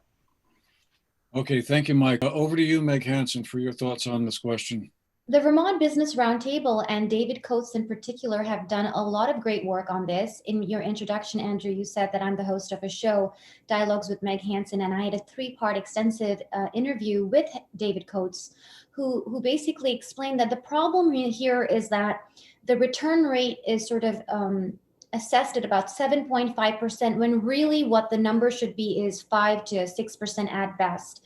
And so that's why we're finding these disparities in numbers. When we look at how to move forward, I think it's very important that we make a distinction between those who are already on the plan and then future people who will be, receiving a pension. The state has made a contract, has made a promise, and so we can't touch anything that's happened so far. But as far as the new ones that are concerned, we can definitely move into what is known as defined contribution plans. The private sector all across America has done this, and so we can do it too. The most important thing that I'm hearing here, though, from the incumbents is that either we just continue with things as it is because everything is okay, or as what I'm saying is we have a new plan forward, a new reform way of doing it, and move the needle ahead in that sense. Okay, thank you very much. On to our final question of the question round. It goes to Senator Sears, and it's about paid family leave. What would you favor in a new legislative effort to implement a paid family leave program in Vermont? Should the legislature try again with a similar bill that the governor vetoed earlier this year, or do we need to go down in a different direction? I think we should work with Governor Scott, if assuming that he's reelected. Obviously, that isn't for sure, but we should be working together to try to make sure that we take care of this important benefit for Vermonters. Actually, that and minimum wage were two important issues that the governor vetoed, and I think personally I strongly support minimum wage increases. But on the paid family leave, I thought we missed the boat in not working with Governor Scott to come up with a plan that would have been satisfactory to all. But we didn't, and so I'll wait and see what happens. I think it's an important thing for many people, but it's also tough on very small businesses, and that's where I have concerns about it. I used to run what I refer to as a small business with less than 20 employees. We were open 365 days a year, 24 hours a day, 7 days a week. And when you are providing paid family leave, there needs to be some way to help those businesses to do that. And I think that was what the governor was trying to work through. So I'm supportive of paid family leave. I think it's important that we all work together on things like this. Okay, over to you, Senator Campion, your thoughts on paid family leave.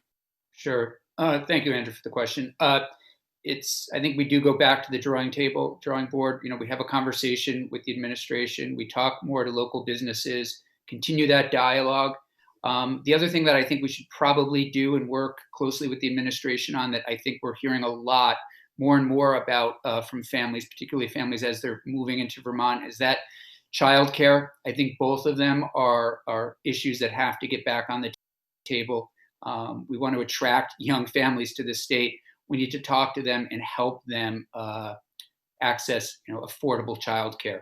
So I think we do it again. We take another look. We put childcare on the table, and really, again, continue to work for a good economic development package. And I think both of those issues are essential to that. Thank you. Okay, over to you, Michael. Well, I think one of the problems that we've got with the childcare issue is, first of all, the state created this problem back when they got into the regulatory business of doing away with people that used to babysit for the neighborhood and that sort of thing. So, one of the things that I've always said is no parent that I ever knew would entrust their child to someone that they didn't feel comfortable with. So if you want to get affordable childcare back, reduce some of those regulations that you have that prohibit people from doing that. The other thing is that I would make childcare 100% tax deductible. As long as the person that's receiving the money is claiming it, make it 100% tax deductible. And, I'm a little skeptical and a little hesitant to go with the paid family leave. Now, I would support that in the case of a sick or an elderly parent or something like that for a period of time. But, make no mistake, when you make the decision to bring a young child into the world, it doesn't end at 14 weeks or it doesn't end in 4 weeks. It's an 18 to a 20-year commitment and then some. So, I'm reluctant to make it any easier. There's a reason why it's tough bringing a kid into the world and maintaining it. Okay, thank you, Mike. Over to you, Meg Hansen. Oh, in one of my answers, I said that last year Vermont was the second worst place to start a business, and that's not a statistic; it's a reality. So I think that when businesses can afford to give paid family leave, they do. But further mandating it would just increase the cost of being able to run a business, and then lead to perhaps shutting down of businesses. And that's the opposite of what we want. We want more upwardly mobile jobs, and for that, number one thing is to cut down regulation, is to diversify our economy beyond tourism and the service sector, as we've seen in COVID, which are so susceptible. And we need to invest in the trades, in secondary and post-secondary level programs where Vermonters can get specialized in the trades and become entrepreneurs in our rural economy, what's farming, forestry, and our working lands. So that's how we would solve this issue in terms of, wage growth and making Vermont more attractive and affordable. Okay, Kevin Hoyt, you get the last word on this question. Paid family leave. Sure. It's again one of these things that I'd love to support, but I can't. And it's basically because we cannot afford it. It goes back to the same old thing. We live in an unsustainable system. And I remember when Vermonters used to take care of each other, right? When your neighbor's house burned down, we all got together and had a house building party, and we looked out for each other. We've become so dependent on the government instead of our families and our friends and our community members. And I think that's a shame. Again, this is a huge issue for Vermont state, just like the minimum wage, but it's all set up by our state. If we increase our minimum wage, what happens is then you're making too much money for assistance. And again, your first step is that healthcare, that child care we're talking about. That's your cost that goes up. So when you actually jump from $12 to $15, you lose the help that you got at $12 an hour. And in the long run, it's a loss. It's a net loss for everybody. So even though you're making 15, you're actually making less money and just more government setups. All right, well, that does it for our question round. I want to thank you all for all your comments on that. So we're doing great on time. We have about 15 or 20 minutes to kind of have a more open-ended kind of discussion. I will still be kind of monitoring you all in terms of time, because I I don't want to have one person sort of talk too long on subject, so we'll all have to try to sort of bear that in mind. But I guess just to kind of kick it off here, and here's an opportunity, I think, for some of you who may have felt that you weren't able to complete a thought fully on some of the other questions. Maybe you can weave them in. But I guess I just sort of thought to kind of get us started, I'd sort of talk about, or at least invite you all to talk about a little more in depth about something you all, I think, in one way or another touched upon in one answer or another, and that's that whole question of affordability. Governor Scott ran on affordability in 2016 and 2018. I'm sure he's going to mention it an awful lot again this year, but I ran across a quote from the state auditor, Doug Hoffer, while I was preparing for this that I thought was a good point to begin with. He said, affordability has become one of those buzzwords that's used by many to lead into a discussion about very predictable issues. It's unaffordable. We have to cut taxes, he said. But for people at the low end, taxes are not a big deal at all. The actual cost drivers, he maintains, are housing, healthcare, and for those with young kids, childcare. Quote, "Those are the things I wish we had more conversation about," Mr. Hoffer said. So let's have a conversation about that. Affordability, those 3 points we could start with, and you can weave in anything else you might want. Who wants to go first? Meg Hansen. Well, thank you. And I think Doug Hoffer is absolutely right. And there's one thing in common, whether it's the fact that we have expensive and scarce childcare, expensive, scarce housing, and ever increasing health insurance premiums. And that is really overregulation. And so it's really not so much about taxes. That's something that I have to learn as I engage with the process. When you look at childcare and you see that we have so many regulations demanding that the staff, the childcare staff, have these various licensing certifications. There are restrictions on worker to child ratio. None of them have shown any demonstrated positive impact on child outcomes. And yet we have these factors that all they do is drive up the costs and make it scarce. So definitely supporting that, supporting more access to childcare. And this also goes into affordable home ownership. These are things that when you look at it, you really have to cut down on the regulatory burden that Vermont has. And one of the main things is monopoly creating regulations. In the healthcare system, we have something known as a certificate of need program, which Vermont has one of the most complicated and most punishing ones. So that's the conversation that we should really have, deregulating. But by saying that, I don't mean a free-for-all society where anything goes. Of course, we need to make sure safety is number one, but really cutting down on the excessive regulations is the way forward to solve all those 3 key issues that Doug Hoffer mentioned. Anyone, who else wants to weigh in? I guess I can go a little bit. I'd like to, agree with Meg as far as the overtaxation, overregulations, fees. They hammer us with everything. Again, that's that inflated cost of living that we got to work on. But something we have, I'm going to jump subjects on you because something we haven't talked about here, which again is, I think, my main platform, is the opioid crisis. It's one of the biggest things. I think it affects not only Vermont, but our nation, larger than any other issue. There's many people out here that struggle with addiction. If it's not you personally, it's your wife or your loved one or your son or daughter. And again, it doesn't matter if you're a recluse that lives on a mountaintop. This affects you. It affects your taxes. It affects our EMS and our first responders, our stressed law enforcement and our prisons. And again, taxes is the big one. So I've got a plan for opioids. And again, I'll reveal it, but I want to know the other candidates. What are your thoughts on the opioid crisis? Are you guys sick of talking about it yet? Are you ready to watch our friends and neighbors continue to die? Or are we going to actually do something about this real pandemic? Andrew, anybody?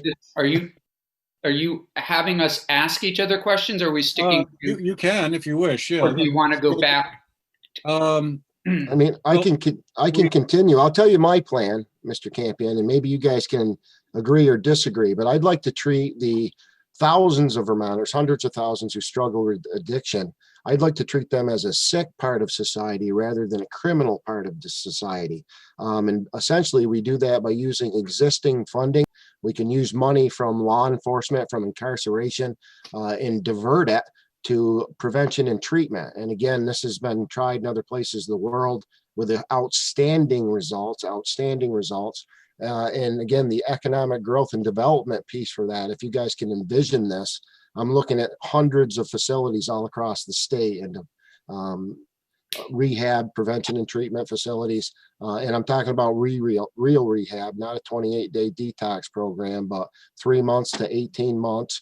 18 months come with, jobs training and a sober living aftercare. To build all these facilities and aftercare facilities, I'm going to need contractors and engineers and plumbers and electricians and doctors and nurses. And I see it as tens of thousands of instant jobs. And then the long-term effect, I'm going to mention something else you guys don't talk about too much, but return on investment. I think this has an incredible return on investment that'll take Vermont into the future. Can I get your thoughts on that? Did you ever hear of justice reinvestment? Of what? I missed that. Justice reinvestment. No, I haven't. Justice reinvestment is a program that's developed by the Council of State Governments Justice Center, which I'm a member of their advisory board. Justice reinvestment has been done in Vermont, it's been done in Texas, Alabama. It's not exactly a liberal idea, obviously. But what the idea is that we save money by not putting people in prison, and we reinvest those funds that are saved in basically into the community. And we just started our Justice Reinvestment 2 this year. I was the leader in that effort. It involves the governor's staff, legislators, and the judiciary, as well as representatives of the Council of State Governments. And what we're looking at is for every bed that we save in Mississippi, that we remove somebody from and put them into Vermont, and then remove somebody from a Vermont prison, we save approximately $30,000 a year. You start multiplying that times 10, times 100, and you're talking about real money to reinvest into the community, into these types of programs. But what is lacking in the community sometimes is a willingness. The Turning Point clubs are something that we started several years ago that are effective. The one in Bennington does a great job, but they do need sober housing. You pointed out sober housing. That is needed. No question about it. We do have a problem. The hospital, along with United Counseling Service and others, are developing a plan for Bennington right now. Obviously delayed somewhat. I was hoping that we would get a methadone clinic here 10 years ago, but it's been a fight, partly because of federal regulations, partly because of finding doctors willing to prescribe. It took us a long time to even get a Suboxone program up and running here in Bennington. It's actually a fight that I've been working on. Back in the 60s, I worked in a drug treatment program. So the problem hasn't gone away. The problem has gotten worse. Addiction, to some extent, though, requires that individual. We can do all we want for them, but requires that individual to be willing to accept the treatment. Yeah, and if I could interrupt, Mr. Sometimes they're Sears. not. Do you mind if I jump into this? Senator Campion had his hand up a moment ago. Thanks. Yeah, I think the opioid thing, I think both folks have really brought up a number of good points. I agree. This is an issue that we're going to have to continue to work on. I do want to go back, though, to the affordability piece, if I may, for a moment. I think one of the things we need to continue to work on is the demographic issue that we're facing. We need to attract young families, young people, and continue to in this area. That goes back to affordable childcare, goes back to broadband, it goes back to what the North Shire and much of Bennington County really offers, which is an excellent education program. And it also goes back to a clean and safe environment. People have thrown around a word called deregulation a lot. And I have to bring this up because Bennington County was severely severely contaminated the water systems through a period when certain things were not regulated. And if you look at what happened in downtown in Bennington and North Bennington, parts of Shaftesbury and Pownell, when deregulation happened, you had people who were completely impacted with a cancer-causing carcinogen that they drank for decades.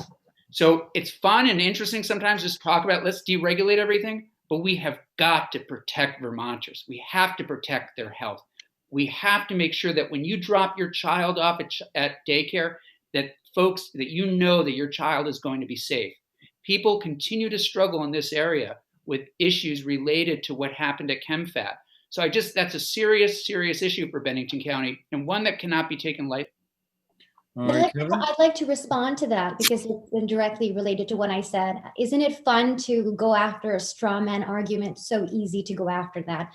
As I said, when I talked about deregulation, it's not a free for all society. That is not what I meant by deregulation. I don't believe any proponent of cutting over regulation wants a free for all society where there are no safety standards, not at all. And what I've seen in this discussion is the conflation of valid points with nonsensical rhetoric. I'm sorry to say that's just calling a spade a spade.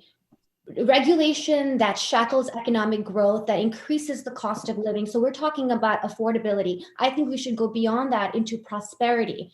We don't even talk about that. When we talk about regulations that prevent people from making a living, that's the kind of regulations that we need to cut down. When we have monopoly creating health insurance policies where we have Blue Cross Blue Shield with a monopoly, when people don't have access to services in medically underserved area, those are the regulations that we need to cut down on, not regulations that jeopardize the health and safety of any Vermonter. Thank you. The regulation of the healthcare industry, without that, you've had a system where pre-existing conditions wouldn't be covered. You had a system where people who couldn't afford insurance were left uninsured. Now, if the Affordable Care Act is eliminated, there'll be 20 million Americans without insurance. And I know that you Vermonters for Healthcare Freedom had a certain position on things that were at odds with the Scott administration in terms of trying to put together various responses to some of the federal changes. Kevin, I saw you had your hand up there a moment ago. Well, a part of this, I think, is the after effects of this. I think, again, I want to slam base our current legislators, but one of the big problems here is after, when we negotiate and settle with big mega companies like Gilbane, and we let them off the hook, there's going to be fallouts from our water situation here in Vermont state for 100 years to come. I know farmers that have lost their land. They can't use it or farm it for 100 years, but yet our legislators have already settled with these companies. So those people are out of luck. You're wrong. We didn't settle with the company. What we settled for was a water line extension of the water lines in Bennington and North Bennington. Anybody has a right to continue that suit. And that was part of S-37, which was medical monitoring. But the original portion of S-37, which the House wouldn't go along with, also contained the ability to sue some of these manufacturers. But somebody still has a right at cause of action if they can prove that they're not able to farm their land. The governor We didn't settle. We didn't take away anybody's right to action. All we did was settle with Saint-Gobain. When I say we, the state of Vermont settled with Saint-Gobain for the extension of the water lines in Bennington and North Bennington to provide clean drinking water to the citizens. Michael, I can tell that you are eager to weigh in here.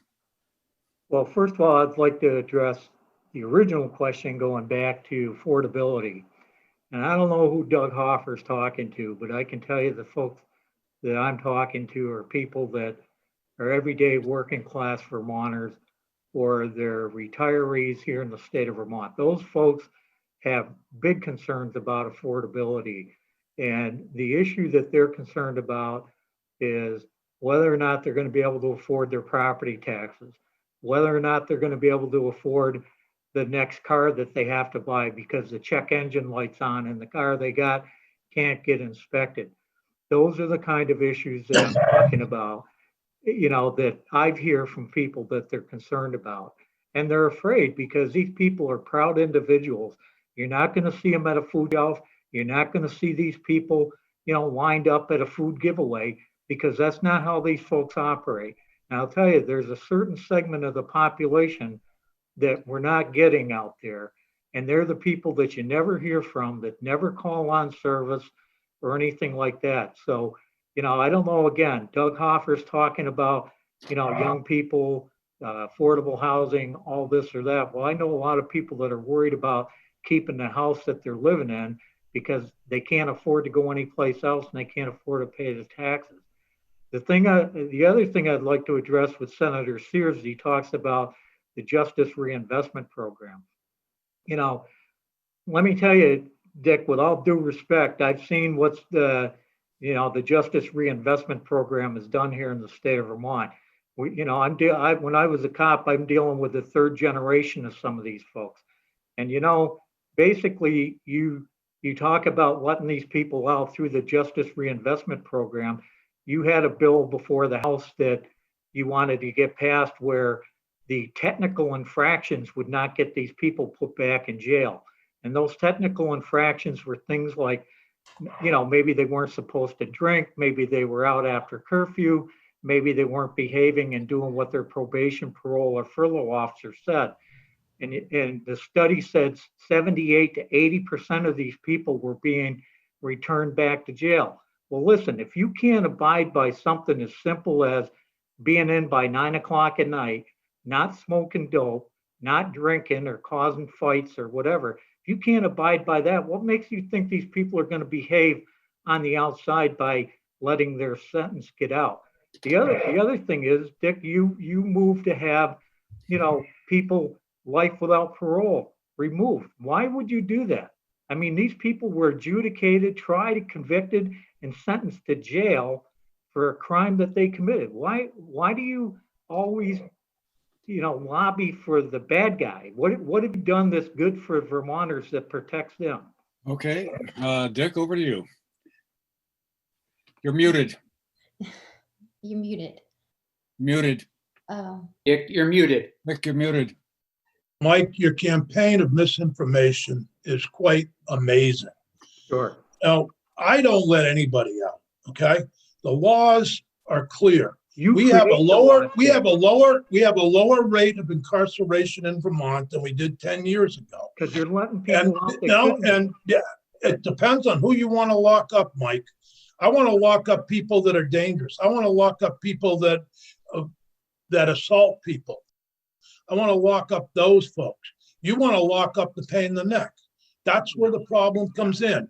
And you want to complain about your taxes. Why do you have an 80% recidivism rate? You're in favor of mass incarceration. Why do you have an 80% and I'll agree with the rate, people I'll agree with the people in Alabama and other states. Okay, when you can explain an 80% recidivism rate, Mike, you're just wrong. I'm sorry. No, you and I disagree completely on this. Ask the average Vermonter if they feel safer today than they Vermont did 10 is years safer. ago. Sounds like we need to have a third debate here. Absolutely not. Mike, Vermont is the second safest state in the nation. Yeah. Argue that one. Yeah. Tell me why you have an 80% recidivism rate, Dick. You don't have an 80%. You had a furlough system. The study that we had shows that the furlough system that doesn't work. We're trying to fix that, Mike. Okay, listen, we're running out of time here. This is fascinating. I'm enjoying this conversation. Can I weigh in on that just a little bit? Kevin, you've got like 2 minutes, and then I'll try to be quick. Our closing statements, okay? I know here in Bennington, we had a woman who's been caught dealing heroin 6 times in the last 4 weeks. She's wearing an ankle bracelet, and she's still out selling poison to our street. We had a guy at the Bennington station beat another man to death, and he was let go. He's still out on the street today. I was personally involved and saw 2 people pull over and assault a man here in Bennington. The police and our local prosecutor convicted the victim, right? The guy that got punched, as where, again, these heroin dealers and the people who assaulted the gentleman were let go. Out-of-state people coming in to assault Vermonters. So I have a better likelihood of believing Mr. Hall than Mr. Sears. And Thank you again, very what much. is this, your Appreciate that. 15th term, Dick? I think that's one of the problems. If we keep on appointing, and again, appointing because I did an election audit, and I know we didn't elect you, Dick. I actually went through the names myself.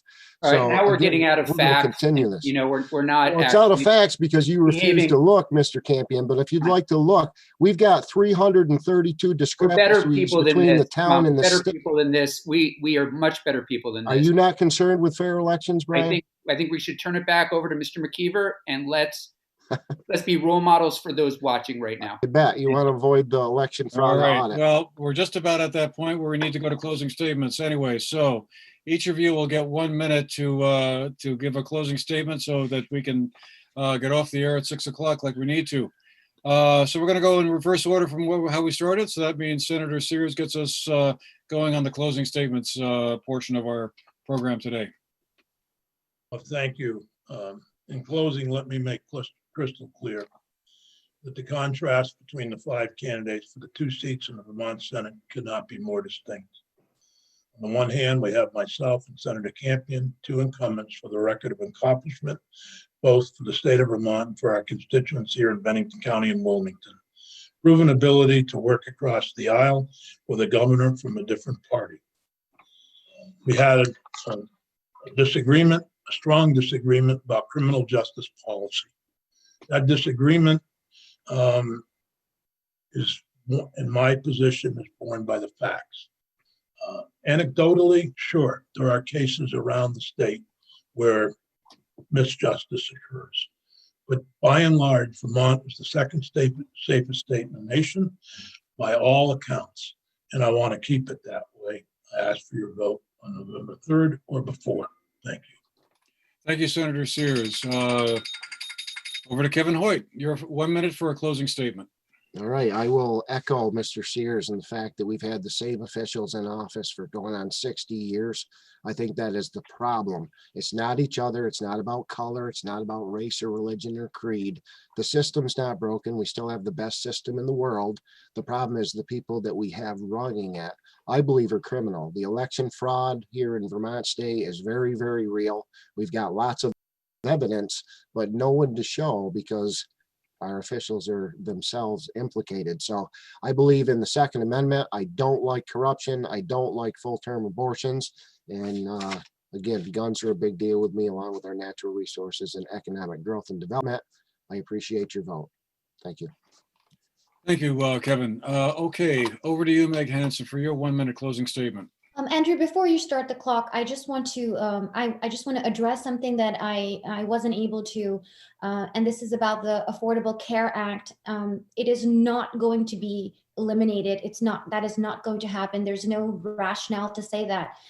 Claiming that is just fear mongering, and it is news to me that Vermonters for Healthcare Freedom had any disagreement with the Scott administration on anything related to that. As far as health regulations are concerned, we had the 3rd highest insurance premiums last year, which is extremely unaffordable. So there are always good regulations and bad, and conflating the two is a problem. I just wasn't able to say that because it got very ugly, and I didn't want this important fact to be diluted with that.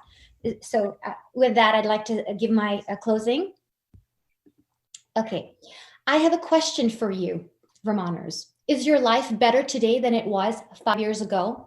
Is it better than it was 10 years ago? Everyone that I've met say that they are worse off. With their combined 37 years in office, the incumbents are the ultimate political insiders. But the average Vermonter in our Senate district is doing worse. Vermonters in Bennington County and Wilmington are ready for positive change. They want new, authentic legislators who think independently and who prioritize our local communities. That's why I'm running.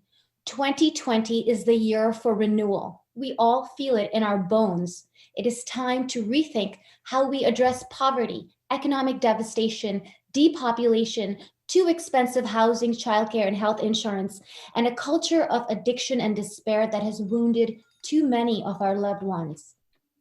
Going back to politics as usual is not an option. So let's move forward together. Let's bring growth and prosperity, not just affordability, prosperity to our communities. I ask for your vote. Thank you. Thank you, Meg Hansen. Over to you, Michael Hall. What I submit to the voters is this: you'll have a decision to make between now and November 3rd.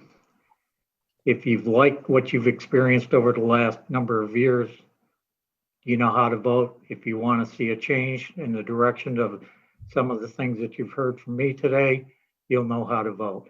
What I will tell you is this: there's a lot of misinformation out there. And we heard earlier from Senator Sears that, a guy was killed by a chokehold. When the investigation is done, the facts come out. Facts do matter in a court of law. It'll be a different picture, and you'll see that. You got to stop kowtowing to everything that everybody comes and gives you for a reason to change things. If it's not broke, don't fix it. If it's broke, fix it come November 3rd. Thank you. Thank you, Michael Hall. Senator Campion, you get the last word. 1 minute closing All statement. right. Thank you, Andrew. Thanks for everybody who's been watching. It's been an absolute honor to serve this Senate district in the Vermont State Senate along the side of my good friend, Senator Dick Sears. Leadership, we know, is always important, but particularly so during a pandemic. We have a proven track record of getting things done, and I'm excited about the possibility of being reelected and returning to Montpelier, where there's a lot of unfinished business and important work to get started. I ask you for your vote. Please be in contact if you have any questions. Vote now or vote on November 3rd. Thank you. Thank you, Senator Campion. And thank you all candidates. Really appreciate you taking the time today to be with us, share your views on the issues.